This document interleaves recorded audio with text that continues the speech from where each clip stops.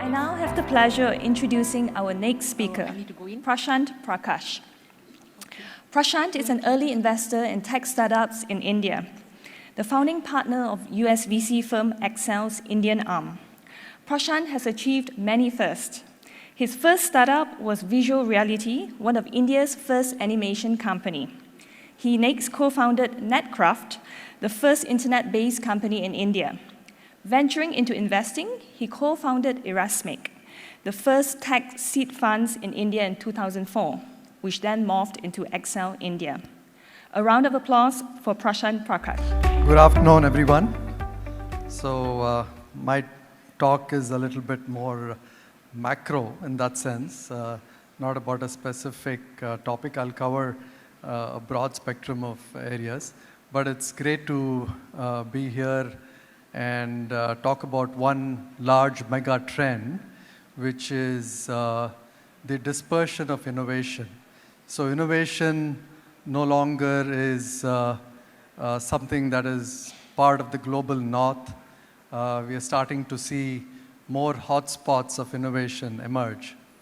And I'm here today to talk about one such story, the Indian startup story, which is, of course, quite remarkable and momentous in terms of where it is today. And I want to, in the next 15 minutes, take you through the backstory of how India, 30 years ago in the 80s, a sleepy, non-existent technology country, today is, fast forward 35 years, one of the largest and fastest growing technology hotspots.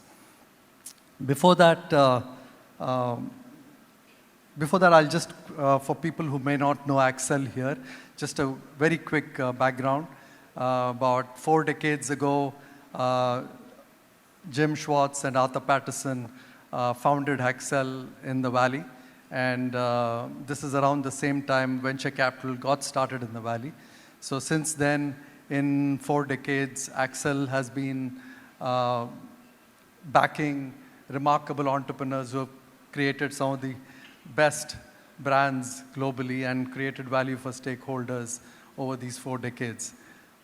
If here in India, Excel has been, we started around the same time the startup ecosystem started in India, which is about 15 years ago.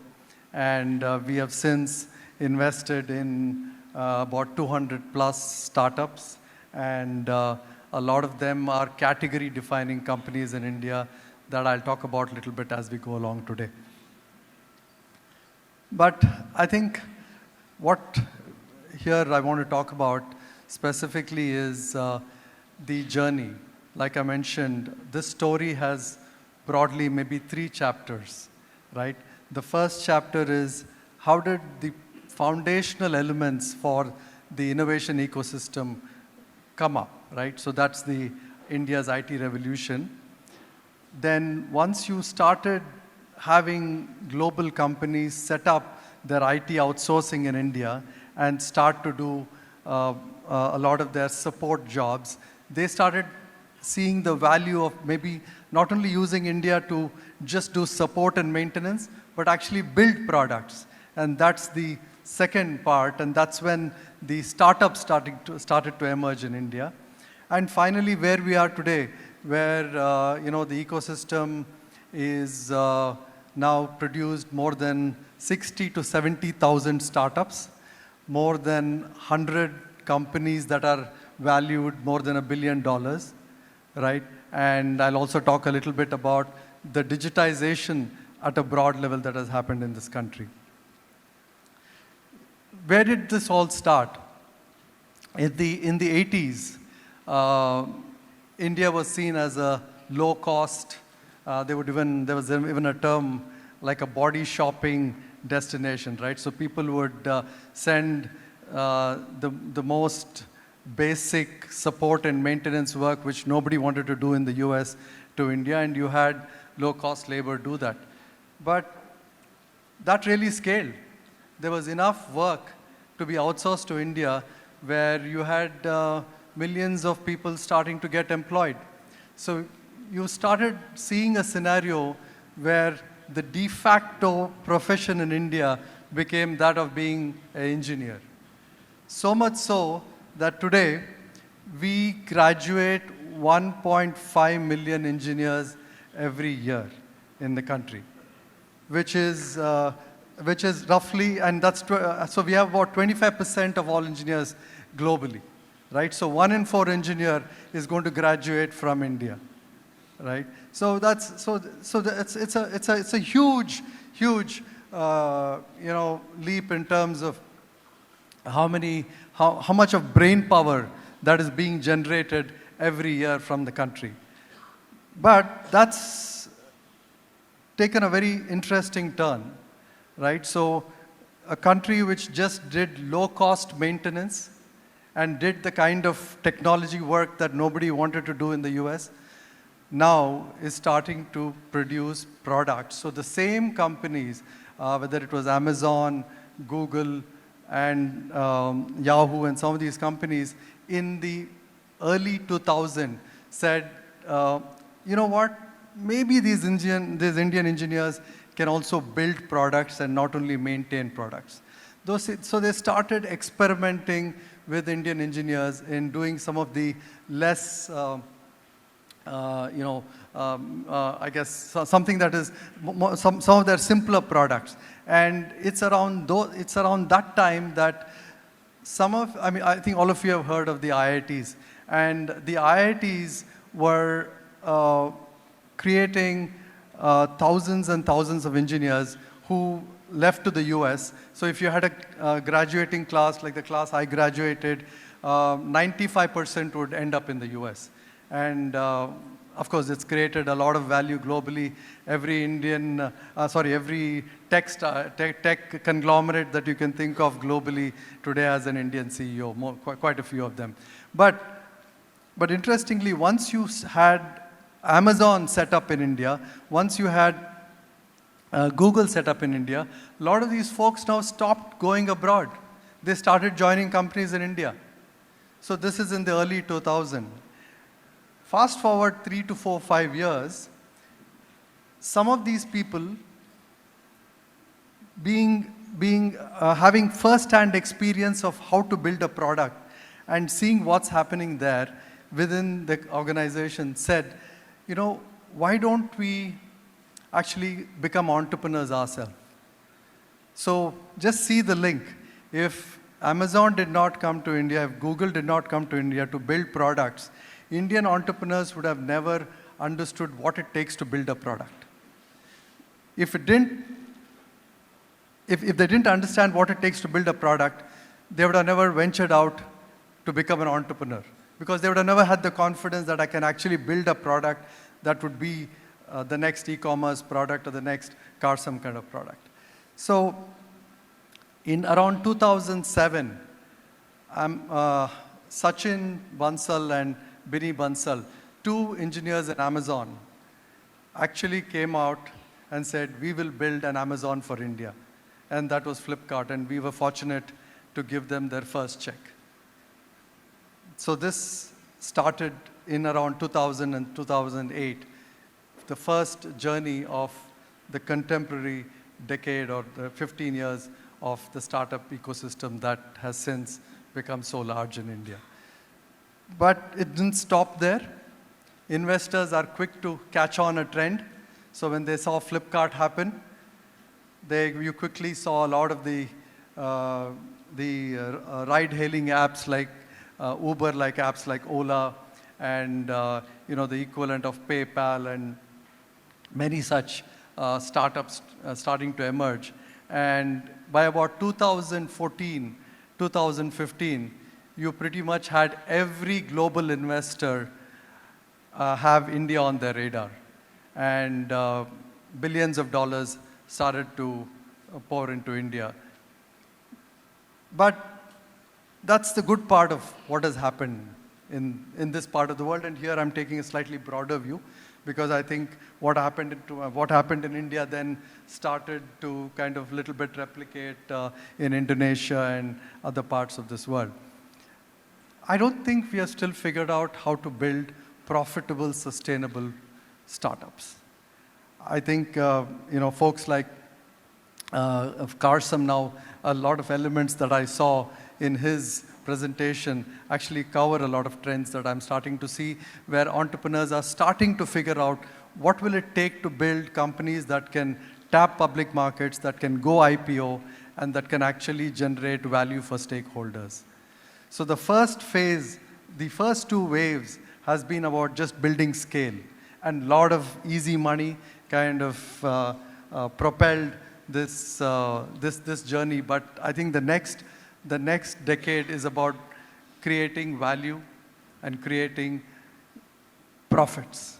And this is where I think we have to understand that it's not easy to take a US paradigm, a US model, and just transplant it here to this part of the world. The customer demographics in this part of the world are very different. The number of, you might have, so we have almost 600 million people with smartphones, but they're not all high-value customers. So you have about 100 to 120 million, probably at best, middle-class plus high-value customers. The ad platforms in this part of the world are all so you pay Google and Facebook in dollars, but your customers pay you in rupees, right? So how do you reconcile this? How can you build a profitable business and cover your operational cost when your customer acquisition costs are in dollars? And finally, some of these early platforms were thin stack. What you saw in Karsam is that they are trying to capture more and more of the consumer value. You got to get more and more full stack. And investors are, of course, pushing entrepreneurs, but entrepreneurs are also nimble and smart, like what Eric is trying to do.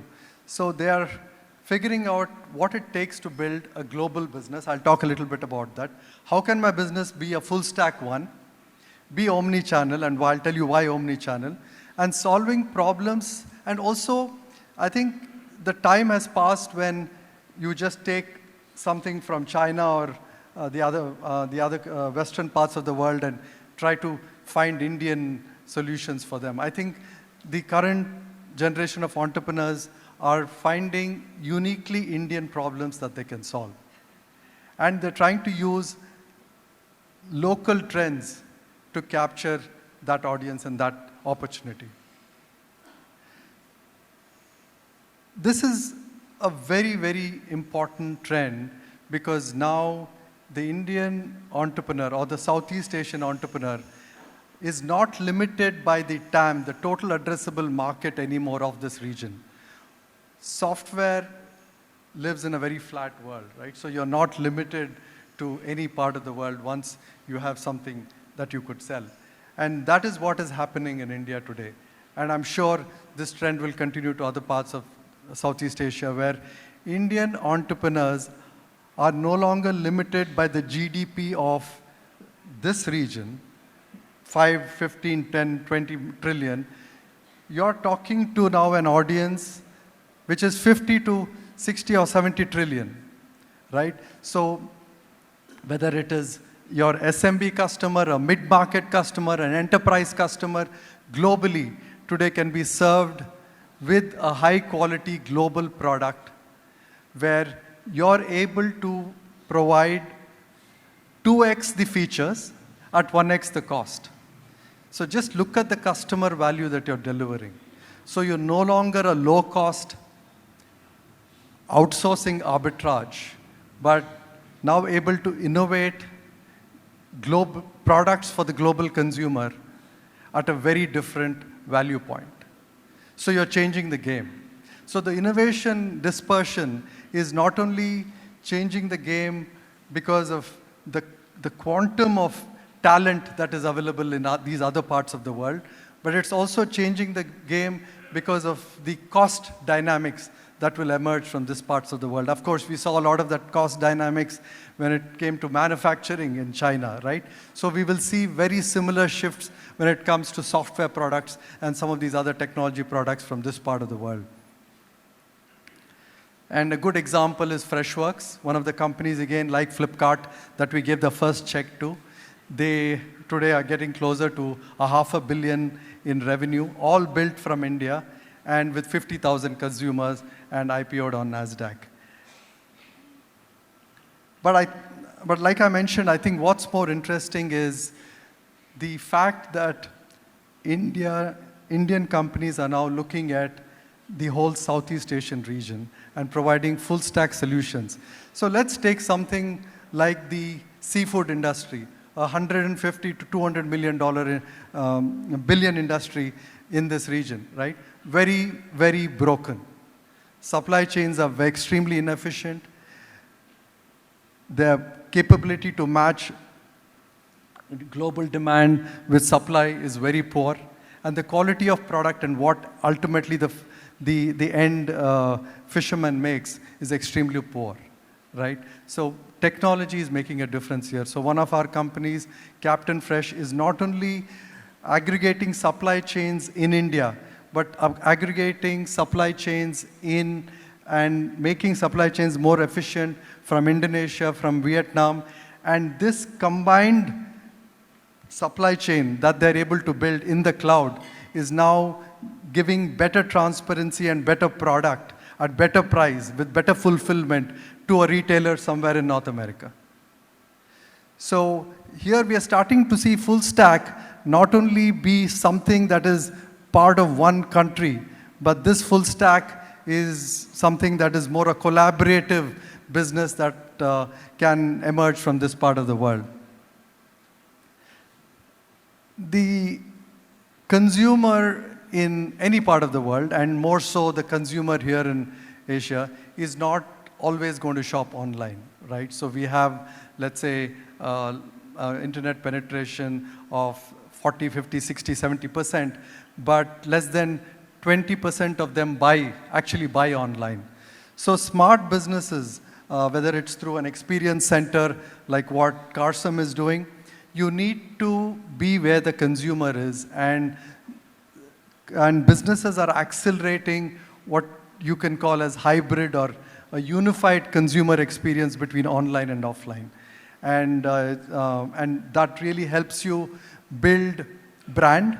You no longer are dependent on Amazon or Google to build your business, because you're able to acquire the consumer one place but also serve the consumer a different place, right? So these omni-channel businesses are really important for your business to be more sustainable and for you to become brands not dependent on these third-party platforms for customer acquisition. Now, here I'll probably first talk about this and then come back to that. So what's behind all this innovation in India? It's something called the India Stack. So the India Stack is really two products. There's an identification protocol called Aadhaar, and then there is a payment protocol called UPI, which is the fastest online digital payment platform anywhere in the world. But you combine that with GST, the indirect tax system that has got implemented, and you combine that with now decent highway, physical infrastructure and faster trains and some of these other areas which India was lacking in before. So what you have right now is a mobile-first ecosystem in India that is more competitive than any other place in the world when you combine the cost of the cost of doing a digital transaction with what it takes to provide quality software that can ride on top of that digital infrastructure, and you combine that with what it takes then to build products that can be taken to the rest of the world. So the same, sorry.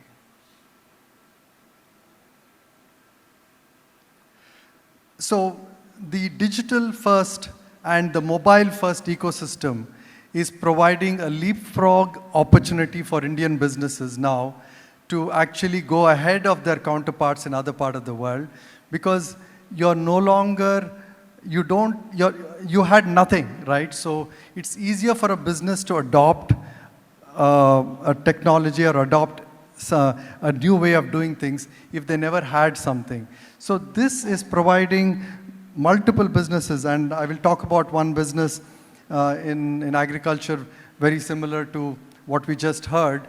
But here, almost 50% of Indians, which is about 500 million to 600 million people, are indirectly or directly dependent on the agri ecosystem. Again, an ecosystem that has just not been touched by technology, but very fast changing now. Whether it is about helping the farmer in what to grow, how to grow, the inputs for the farmer, and providing output linkages, all of this is done on an app today. So there are more than 15 to 20 million farmers just in the last 3 years that do everything that I just said right now on an app. Not being done in many parts of the Western country. You cannot find somebody in Texas or another part of the US doing all this on a mobile app that is being done. So what does this mean? That means that not only food security can become better and more of a reality in India and the other parts of the world. Finally, I think there are many solutions that are catering to what we call as Bharat. Urban India is about 100 to 200 million people, and the rest 700 to 600 million people today are not touched by some of the products and services that I just spoke about. So there is still a new generation of products, a new generation of innovation and entrepreneurial opportunity that is still waiting for entrepreneurs to cater to the remaining 500, 600 million Indians today who have started, who have access to a smartphone, but I think the current solutions have been more focused and directed towards urban India, but are slowly starting to reach the rest of the country. So just to summarize, so it is just not about software products. It is also about being able to aggregate goods and be able to more efficiently supply them for the rest of the world from the ASEAN region. And finally, things like UPI and India Stack. Now recently, there are countries in Africa, there are countries in Europe that are starting to actually use some of these structures. So it's software products, goods, and structures. So finally, I want to just leave you with this slide. There are about 10 million, fast forward to 2030, you will have about 10 million software developers in India, about twice that of the US, and 1 billion transactions daily, digitally, which will be greater than MasterCard and Visa put together, right? And India will be the third largest economy in the world. Thank you.